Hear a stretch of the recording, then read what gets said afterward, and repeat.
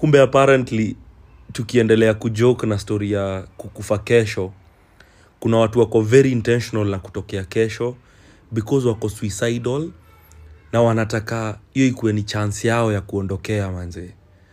I've seen a comment dem akisema yeye anataka atoke kesho ndo apigwe risasi isiku alicommit suicide, but ako intentional, anataka tu kujimada ni vile hiyo ndo her best chance.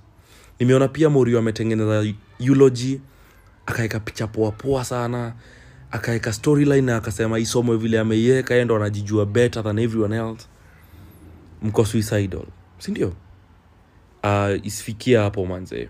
Check on the people around you, people close to you. Ndio mtu kama hayuko sawa mentally asikubaliwe kuingia kwa battlefield kesho. Manze, tuongeleshe, talk to us, talk to someone. Don't give up just it. Sisi tunasikia ku give up, but tuna push daily. So usi give up manze. Wacha tufight hii country. Kesho itakuwa better wallahi.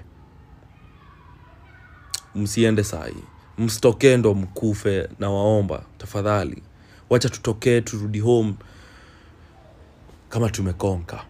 Wacha hiki tunasema ya mimi niweke kwa cabinets za juu, mniweke mahali kuna charger, milioni yangu 2 ipewe sijui nani, mimi niweke mahali sijui kuna nini juu niko kutu, msiniweke wapi juu mimi mbao sana. Wacha hiyo ikuwe jokes manze. Tukienda hivi kesho tukam. Sawa.